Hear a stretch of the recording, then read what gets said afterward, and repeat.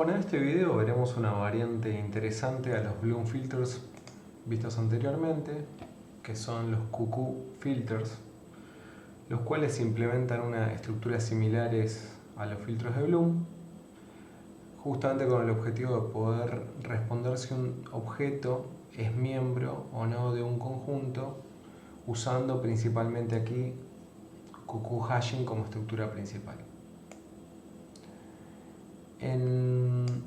En sí, o sea, al igual que sucede con los filtros de Bloom, algo a tener en cuenta es que los falsos positivos son posibles, pero los falsos negativos no. Esto en sí quiere decir que, en otras palabras, la estructura nos va a devolver que un elemento se va a encontrar posiblemente, digamos, en el conjunto de elementos, o que definitivamente no se va a encontrar en el conjunto de elementos que están almacenados en el filtro. Y bueno, al igual que con los filtros de Bloom, en sí los QQ filters en sí lo que buscan responder es la pregunta de ¿es un determinado elemento X miembro del grupo S? Y bueno, como ya mencionábamos un poco anteriormente, la estructura que plantean es similar a la de los Bloom filters, ¿sí? Pero bueno, las diferencias principales que tenemos con los filtros de Bloom son las siguientes. En sí los QQ filters terminan requiriendo menos espacio que los de Bloom, son más rápidos para las consultas, se vuelven más lentos para lo que son inserciones y en sí un beneficio sin ciertas modificaciones que se pueden hacer en los filtros de Bloom es que estos permiten en sí la operación de borrado, cosa que los filtros de Bloom no permiten, ¿sí? Entonces, planteemos algunas ideas, ¿no? En sí, partiendo un poco de la idea de QQ hashing, una primera idea para nosotros, pensando un poco, decir, bueno, ¿cómo podemos aplicar QQ hashing para poder resolver esto y demás? Y sería bueno, podemos utilizar QQ hashing almacenando las claves, ¿sí? Pero si hiciéramos eso y almacenáramos las claves que tenemos, la estructura y el tamaño de la estructura en general, digamos, de la tabla de hash de QQ en sí, ocuparía una cantidad de espacio que va a depender tanto del tamaño de las claves y la cantidad de claves que tenemos que almacenar, ¿no? Y comparativamente a esto, un filtro de Bloom sería muchísimo más compacto comparativamente a eso, ¿sí? Entonces, una de las primeras ideas que se utiliza para construir los QQ filters es no almacenar las claves, sino almacenar los fingerprints o fingerprints que se obtienen a partir de utilizar una función de hashing, ¿sí? Usualmente estos fingerprints van a ser de unos 6 u 8 bits con los que vamos a estar trabajando, ¿sí? Y bueno, idealmente estos fingerprints se van a almacenar en una tabla de QQ en la cual vamos en sí a tener M buckets, donde cada uno de los buckets va a poder almacenar B fingerprints, ¿sí? Y bueno, un poco como vimos cuando estuvimos estudiando QQ hashing, este valor B determina qué tanto podemos llenar la tabla antes de que las inserciones comiencen a fallar, ¿sí? Usualmente para los filtros de QQ, esto es un valor que se suele utilizar, es típico utilizar B igual a 4, con lo cual podemos utilizar en promedio un 95% de la tabla antes de comenzar a tener problemas con las inserciones, ¿no? Ese es un factor que se puede llegar a considerar, ¿sí?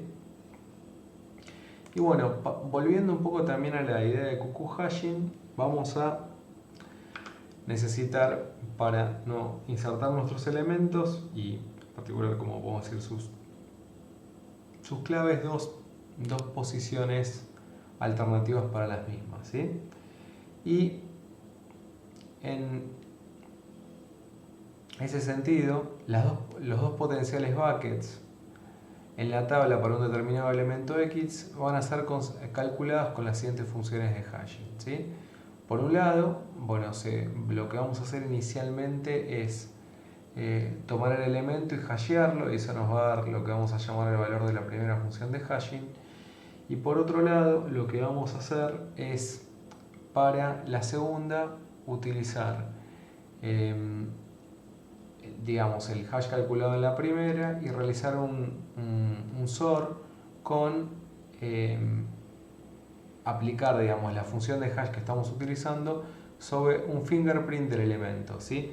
Y esto que se debe al hecho también después con el cual vamos a estar nosotros, si quieren, relocalizando, digamos, los distintos elementos. Va a llegar un determinado momento en el cual nosotros vamos a estar almacenando los fingerprints y no vamos a contar con el elemento original, ¿sí?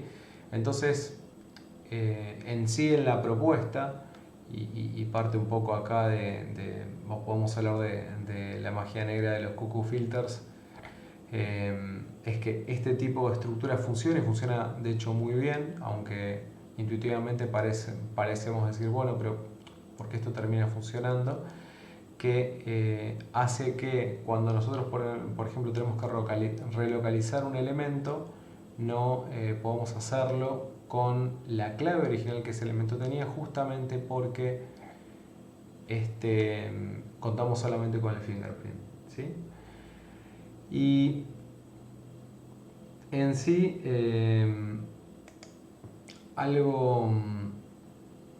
esta limitación que tenemos hace que apliquemos estas dos funciones para poder construir el hash table del método del cuckoo, permitiéndonos relocalizar los elementos de la tabla, como les decía, basándonos solamente en los fingerprints, ¿sí? Esto para nosotros va a ser crítico justamente si vamos a tener que relocalizar un ítem después y solamente contamos con ese fingerprint, ya que no podríamos hacerlo justamente con el método de cuckoo estándar.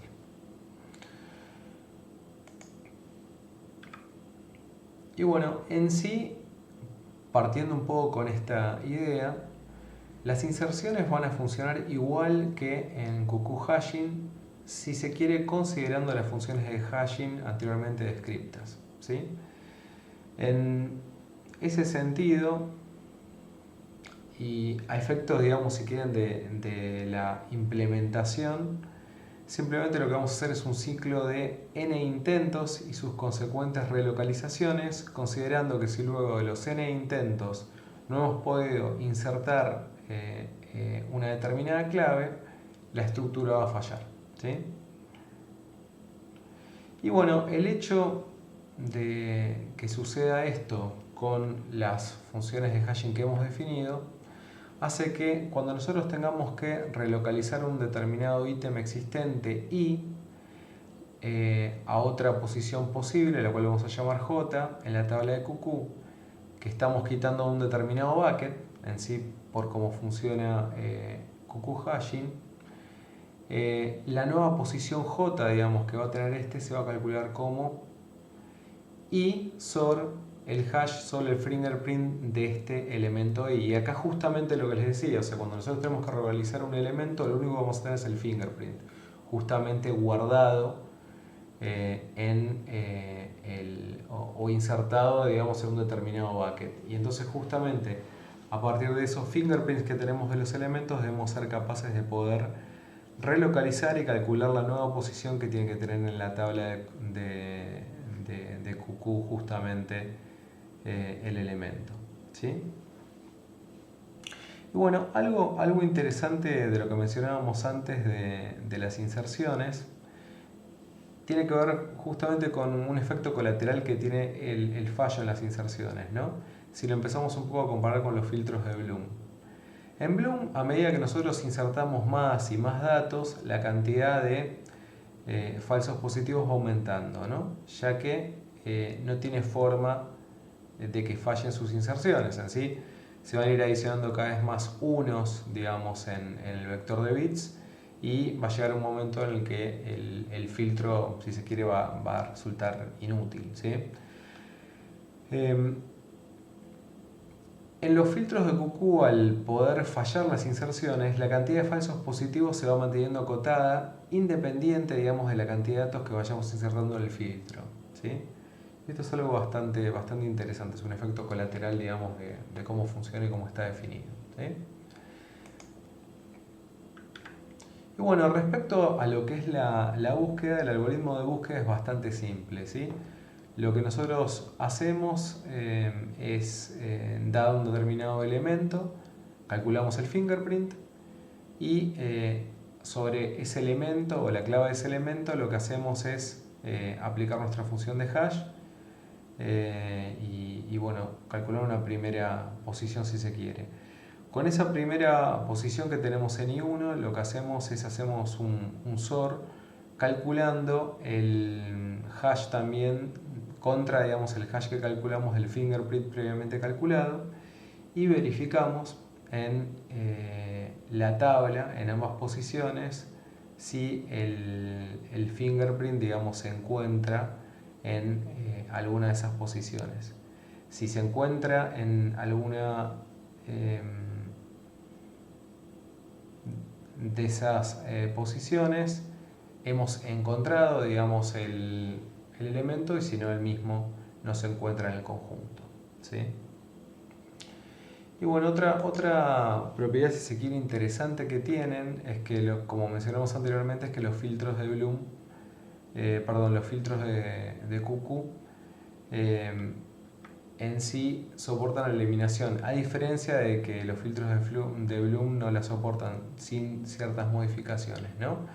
Y para poder lograr la eliminación, en sí lo que hacemos es ejecutar el mismo algoritmo de búsqueda que acabamos de ver, y si encontramos el fingerprint en alguno de ambas posiciones en las que debería, digamos, encontrarse el fingerprint, eliminamos alguna de las copias, cualquiera de ambas es suficiente, ¿sí?